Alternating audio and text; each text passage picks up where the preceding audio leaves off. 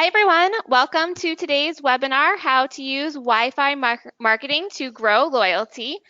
We will begin momentarily. I just want to give everyone a chance to get signed on and settled in, so just hang on tight. We're going to start at 1:02.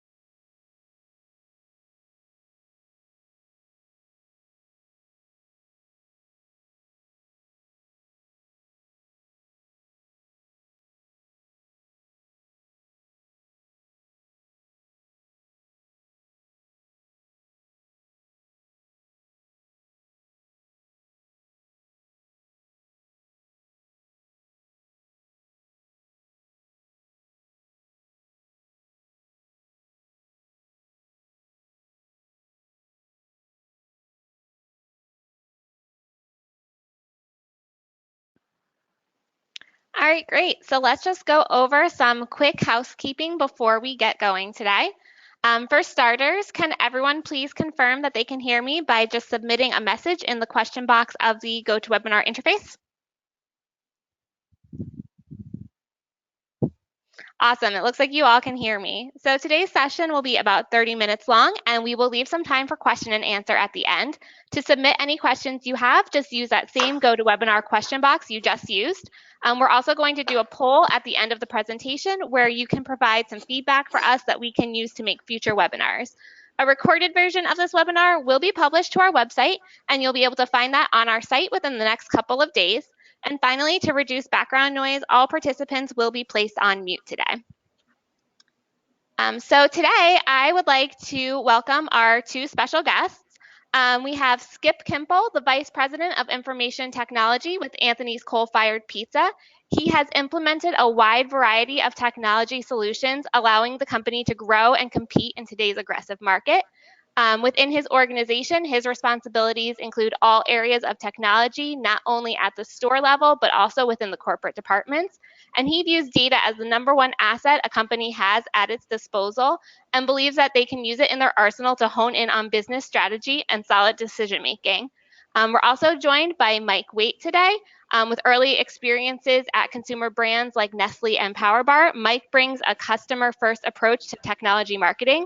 A personal passion for customer insights helped Mike introduce and popularize new products in emerging marketing technology categories like online surveys, customer experience management, and Wi-Fi marketing. So welcome, Mike and Skip. It's great to have you guys today. Jess, thanks very much. Thanks for that really kind introduction. And thanks a lot for putting this together. These last few months that we've been teamed up and working together with Ptronics have been an awful lot of fun. And I think we're finding some great ways by putting technology together to help the customers that we're working with get a lot more value out of these investments that they've made. That's really the theme for the conversation this morning. We're going to talk about a specific case example with Skip as our main storyteller. The theme here really is this idea of stop leaving guests on the table.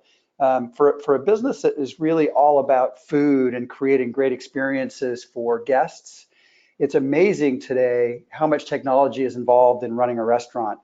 And I'm sure this is true in each of your specific cases. So although we're going to talk about a specific example that involves Wi-Fi marketing and a guest loyalty platform, we want to use this as an opportunity to encourage you all to think about the technology investments that you've made, the data that you're collecting, and ways that you might get more value and impact from all these pieces in the puzzle.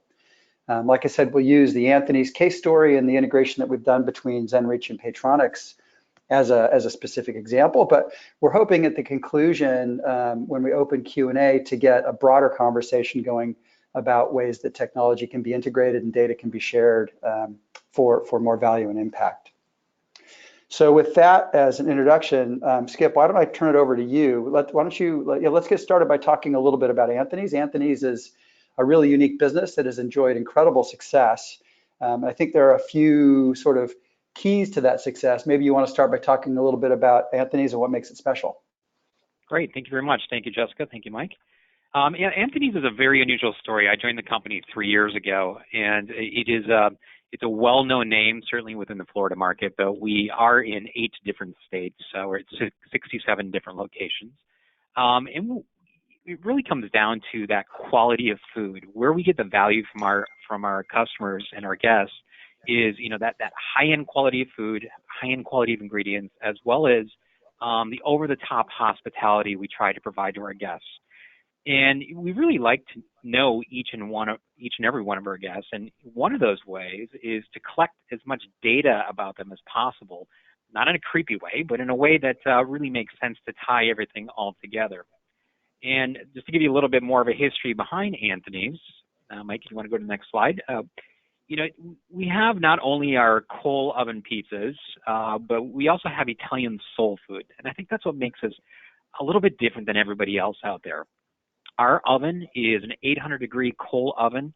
It creates this well-done taste, this charred taste. It's really addictive. Our fans are crazy and addicted to our food, which is kind of a great feeling because I can walk through an airport, I can be wearing some branded gear, and everybody just comes up to me, just talking about the pizza and the meatballs and the, everything about what we do, and they really love Anthony's coal-fired pizza. We don't use freezers, no fryers, no microwaves. We have a huge, large selection of craft beers and wines.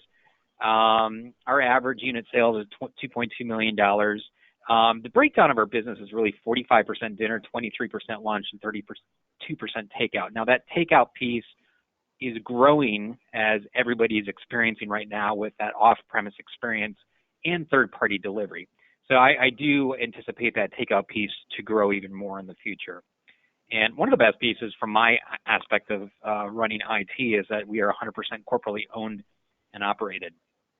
Next couple slides here, you guys, some of you might be about to have lunch or having lunch right now. So I'm going to tease you with some pictures. This is a great picture of our meatball ricotta pizza. Got to be one of my go-to favorites. And our coal oven fired chicken wings. Once again, everything is cooked within the oven itself, so it gives it a very, very interesting, unique flavor. And this next slide here, it's one of our salads, but the reason why I bring this up is to talk about the quality of the ingredients and kind of what makes us different. And I'm going to use the tomatoes in this picture as an example. Our founder wanted to make sure that all the food across all the restaurants were consistent. So every single year, our company goes over to Italy. They visit 4, 5, 6 different farms, for instance, tomato farms, and they'll find the perfect tomato that they think is the best for our product and our brand and our reputation. They will buy the entire crop of those tomatoes and have it canned up so that we have a year's worth of supply through all of our restaurants. So we have that consistency all year round, but it really comes down to choosing those proper ingredients, hand choosing them, and making sure that they're the freshest that they possibly can be. This next slide will show you a little bit about the oven here, and we consider, we consider a special skill to be able to run our oven. One of our most valuable restaurant positions is really the person that is in charge of that oven. It takes a very, very special skill to make sure it comes out perfectly, it doesn't come out burned, and it takes a lot of talent in order to be able to do that. Another interesting fact is from the day we open a restaurant, we fire that oven up. That oven never goes out. So unless we're replacing the oven or we're closing a restaurant, which we don't normally do, but that oven literally does not go out. It's stoked 24 hours a day, and it continues to run for years and years and years. Last picture here is an interesting story between Dan Marino, on the left, obviously, and Anthony Bruno, the gentleman on the right. Anthony started the first Anthony's Coal Fire Pizza. Dan Marino used to frequent it quite a bit, and he said, Anthony, I love your restaurant so much. Why don't you build one out by us? Basically, Anthony said, hey, you put up the money for it. We'll build one up in your location. So soon after that, we had our second location. And ever since then, Dan's been involved with the organization, loves our food, and he's a good partner to have, and a great brand recognition there, and a great name to have associated with our brand. That's great. That's a great intro. That really does give a sense of what makes you guys unique and why you guys have been so successful. I want to loop the conversation back to your opening remarks. I think obviously one of the things that makes Anthony special is the way that you treat your customers, and treating people like family is easy when you have a single location. When you get to 67 locations, that gets really tricky, right? So the conclusion here is you guys must be relying quite a bit on technology to provide that kind of intimacy and that kind of familiar feel. We do. And if you look at the restaurant landscape, especially over the past 3 years since I've been involved, the technology landscape has really exploded. And it's very exciting to be in this space right now because there's lots of advancements being made, lots of data being produced from Wi-Fi and loyalty, your POS, maybe getting track one data from your payment card system provider. Online ordering, you have data coming almost every place. Just go talk to your marketing people and find out how much data, how many different programs that they're signed up to, and you'll find a data source associated with each and every one of those. I guess the biggest struggle is to be able to sit down and figure out how that data is coming into your system, or how you can get it to come into your system, put it in your data warehouse, and tie it all together to really, I guess, to create a master guest record. And that's the ultimate goal, is to know as much as possible from all these different data sources, know as much as possible about your guests. You also need somebody to be able to understand all of this data as it comes in your system. Data doesn't do any good if it's just sitting there and not being used. So it's a very important skill set to have within your organization, somebody who can tell that story with the data. So like every IT person I've ever known, Skip, is they want to get as much as possible out of the investments that they're making. The IT pros that I know are very careful with the investments they make. I mean, it's not just the money and the budget, but there obviously are downstream implications from implementing technology, right? It takes an awful lot of energy. So I understand this. I understand this desire to try and get more from the things that you're investing in. You came to us about 6 months ago, and you were talking about Paytronix and Zenreach in particular, right? With this broad observation that you thought you could get more value out of both systems by more closely integrating the two. Do you want to give us a little background for? I mean, you're thinking more broadly than these two, but this seemed to be the place where you started. I'm kind of curious to hear a little bit of the backstory about how you got there. Absolutely, and I think this is the perfect story and a perfect example of why data and integrations need to happen. So we had both platforms running. Zenreach to do our Wi-Fi marketing and collect emails at the restaurant level. It collected through its own database, had its own email platform, etc. Paytronix, our loyalty partner, once again, we were collecting email addresses over there. We were learning more and more about the guests, check level detail, etc. So here were two critical pieces of information about our guests, but first of all, we didn't want to have two different email platforms to be able to send and communicate to our guests. We thought that would be way too confusing. And we had these two data sources that we really, really wanted to tie together. At first, we went down the path of, actually exporting data out of one system and importing into another. This became a real hassle for me real quick. And while the integration was being created between Zenreach and Paytronix, once a month we basically do a data dump from Zenreach and Paytronix. I'd have to get up literally at 3:30, 4 o'clock in the morning in order to get this done in time. And we would take a data dump, we'd scrub the data, we'd clean the data, we'd cleanse it, I'd dump it into a SQL database, we'd dedupe it, and then I'd spit out a list at the end of the whole process that would end up going back into Paytronic's hands, and Paytronics would get that file in the morning at 9 a.m., upload it into our system before our restaurants opened, and it was a done deal. Obviously, that was not a sustainable model. It did what it needed to do for the time being, but the integration was critical for us, especially for my sleep patterns, in order to be able to make this much more efficient. Yeah, yeah. I mean, it's great when there's a good opportunity to improve things, and obviously, you create a bit of urgency when when it involves getting up at 4 o'clock in the morning in order to run a process, right? Well, and it's all about efficiencies too. I mean, we want a seamless system where there's little to no mistakes, and we want it to be as efficient as possible. Right, right, right, right. So we've now had about a half a dozen of our customers, mutual customers, take advantage of this integration. You were among the first. So let's talk a little bit about the experience since the integration and how the process is working for you guys now. So it is literally seamless. I mean, it is. I don't have to touch the data. It's just moving back and forth without any issues. So all of those pain points I once had, I no longer have. All the data that's coming into from our Wi-Fi guests are automatically flowing into the Paytronic system. So the two partners worked very well together in order to put this integration and migration into a position where it really became an effective tool for us. Right.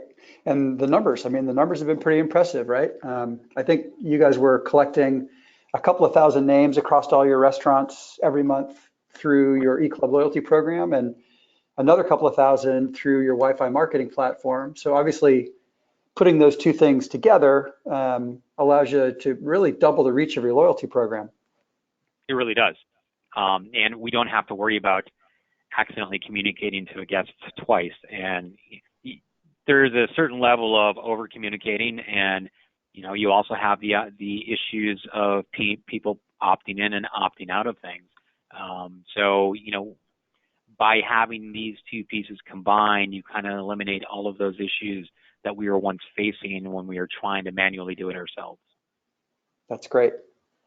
So before we open up Q&A, I thought it'd be interesting, Skip, to hear you talk a little bit about what's just on the horizon for you. When we first talked about this case, you talked about some pretty wild, pretty ambitious ideas you had for centralizing data from a whole bunch of sources and ways that you might use it. I'm wondering if you might share a little bit about, kind of what your next priority is when it comes to these kinds of projects. Sure. I'm going to talk about one of our next upcoming priorities, and then talk about one that I'm looking to implement by the end of the year that I think it might sound a little odd and peculiar, but I think you'll understand once I finish telling why we would go down that route. The first project that we're working on is a pizza operation, very simple operation. We normally operate it on POTS lines. What we've started to do is started to convert all of our POTS lines into digital phone lines and starting putting in digital phone systems, not just for the sake of redundancy and just moving up with the times and saving money on those digital lines versus POTS lines, but we're really interested in the data piece behind it and the data that we can collect. We do a large amount of takeout business, and we really need to understand, how many calls do we have coming in? Are we missing calls? What's the average time per call? Do we need to maybe staff the takeout area better? Because those calls coming in are orders being placed. So we don't want to rush the guests with their experience. We want to be able to give them the same level of hospitality over the phone as we give them in the restaurant. And also, I think it's what we discovered when we started online ordering is that we had a larger average ticket, substantially larger ticket, with our online orders versus somebody calling in for a takeout order. Part of that maybe is guilt-free ordering online, but maybe it's because we're rushing people too much off the phone. But we don't know any of those answers for sure until we're able to analyze the data. So maybe it's better for us to possibly forward the calls to a phone center, for instance, that will be able to take those orders and give the guests the time that they need rather than be rushed off the phone. Another area that we're go ahead. Yes, I was just going to say, I think a lot of restaurants out there aren't thinking about the guest experience when it comes to the phone, right? And nothing says I love you quite like being put on hold, right? That's not the way you want to treat people who are calling in with an order, and they know you in one way and they don't expect that kind of treatment. It's also another customer data point that we can be collecting within the POS system. So as the call comes in, we're converting the digital line to analog line so that we can populate the POS and bring up historical orders. So once again, we're able to tie yet another piece of data back to that guest so we can give them an ultimate experience. The second piece that we're looking at possibly towards the end of the year is installing sensors specifically for the volume level of restaurants and the temperature of restaurants. Some of the complaints we might get that the music was too loud or the restaurant was too cold. But there's really no way to tie that back into the sales and to tell the story unless you can tie those data elements back to your master database in your data warehouse. Then when you have all of these elements in place, let's say sales were down last Tuesday. All right, well, it's funny. Every time the temperature gets down to 62 degrees in the restaurant, our sales start going down. And, once again, it all comes down to being able to tell a story with the data that you collect. And the more data that you can tie into your data warehouse, the more data you can bring in, the better you're going to be able to tell that story. Right. Yeah, and the more your technology is connected and integrated, right, the more of that data you're able to consider and look at for things that might provide some learning or an insight. Absolutely. That's great. That's great. Thanks for the story, Skip. I really appreciate it. We've got some time left, so I think we want to turn it over to Q&A. Jess, I think you wanted to collect a little poll question along the way, so why don't I turn it back to you, and we'll get to some Q&A. Great. Thanks, guys. That was really great information that you shared with us. So right now, everyone, I'm going to launch a poll that you should see on your screens. If you could just take a moment and fill that out. Also, while we are collecting the poll data, keep sending in those questions in the question box, and we will take a look at those right after the poll concludes.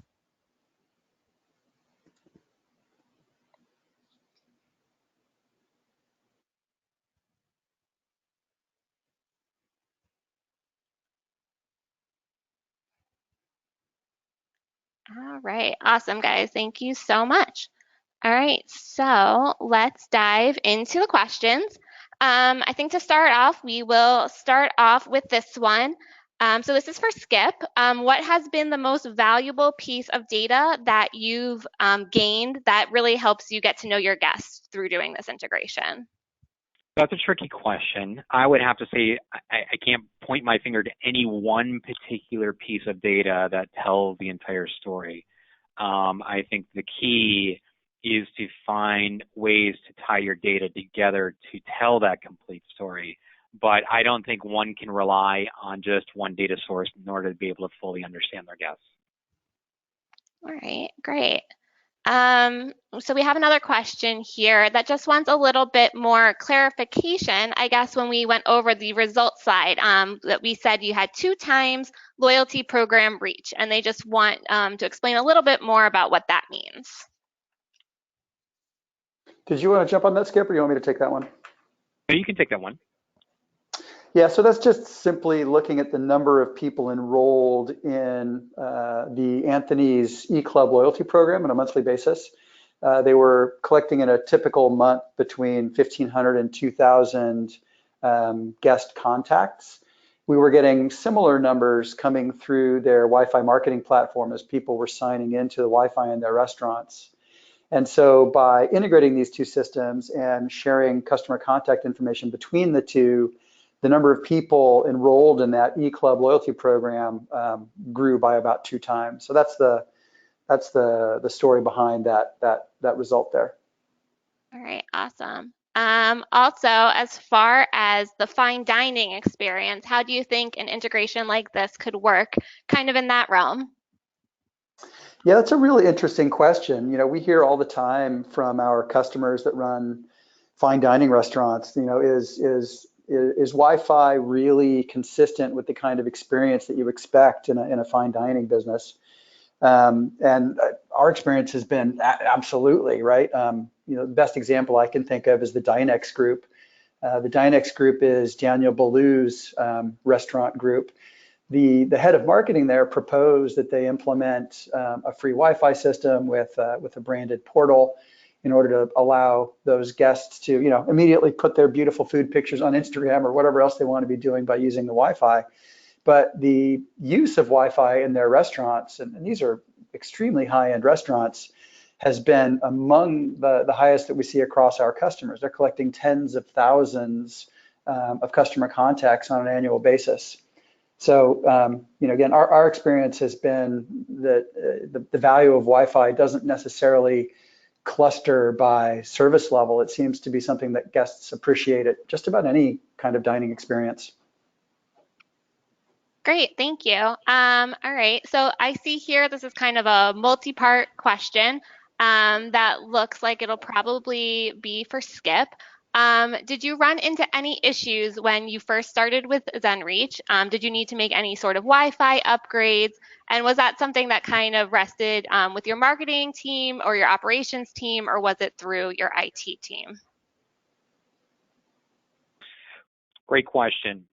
So the Zenreach program to begin with obviously was a marketing initiative, and Zenreach also supplied us with the Wi-Fi units themselves. So they almost became our managed Wi-Fi provider at that point. We did have to make infrastructure upgrades at the restaurant, and we actually have a few locations that have pretty crummy internet connections. So we do have a few locations that we're not able to offer guest Wi-Fi, for instance. But every restaurant that we have the capability, we have launched the Zenreach platform. And it was a combination of efforts between marketing and operations and IT in order to pull it off. Obviously, from the marketing perspective, getting all the elements aligned in the background, IT perspective, making sure the infrastructure was in place, and operations just to guide the restaurant along to understand what we're putting in place, why we're putting it in place, and be able to answer any questions from the guests as they came along. All right, great, thank you. I think we probably have time for one more question.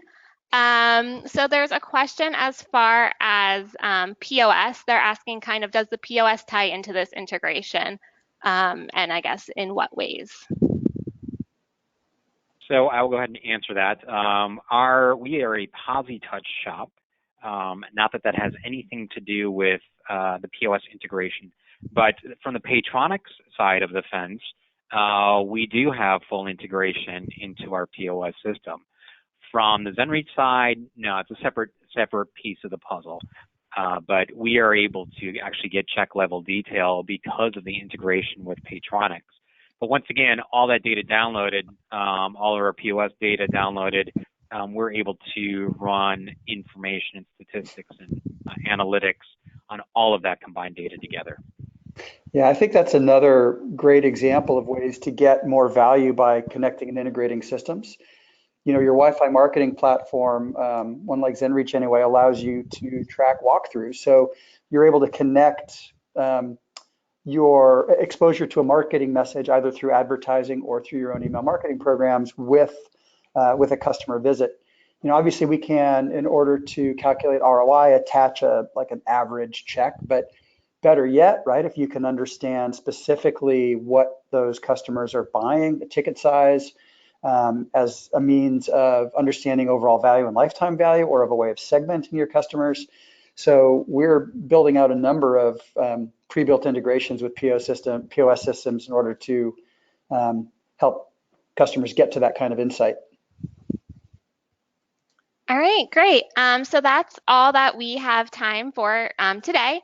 We'd love to invite everybody that was able to join us on the webinar to follow us all on social media. Paytronics social media accounts. We have Twitter, we are at Paytronics. You can also follow Zenreach on Twitter at Zenreach, or Anthony's, which is at Anthony's CF Pizza. Thanks again to Mike and Skip. This was a really great conversation. Thanks so much for joining us today. Yeah, thank you, Jess. Thank you for having us. All right, thanks everyone. We will see you next time.